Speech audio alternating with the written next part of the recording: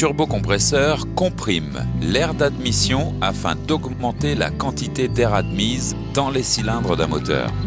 Une quantité de carburant plus importante peut être ainsi injectée à cette masse d'air. Ceci permet d'augmenter le couple et la puissance d'un moteur sans pour autant augmenter sa cylindrée. Le turbocompresseur est constitué principalement des éléments suivants: une turbine, un compresseur, un arbre et un palier central équipé de roulements ou de bagues. Les gaz d'échappement sortent du moteur avec une certaine vitesse de circulation. Les gaz d'échappement entraînent la turbine.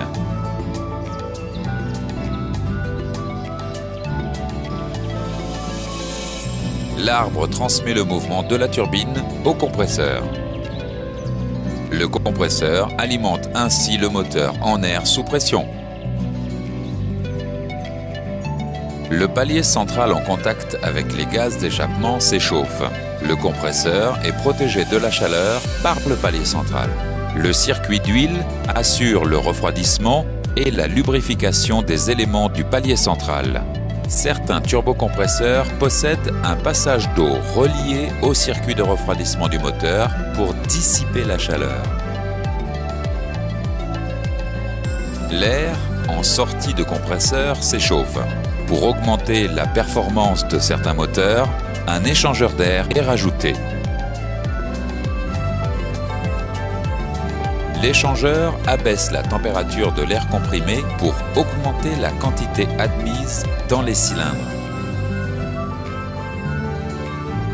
La vitesse de la turbine dépend de la vitesse de sortie des gaz d'échappement. Pour limiter la vitesse de rotation du compresseur et éviter l'emballement et la destruction du turbocompresseur, il suffit de dévier une partie des gaz d'échappement. C'est le rôle de la soupape de décharge. Lorsque la pression de suralimentation atteint une certaine limite, la soupape de décharge s'ouvre et évacue une partie des gaz d'échappement. Certaines soupapes de décharge sont pilotées par le calculateur d'injection.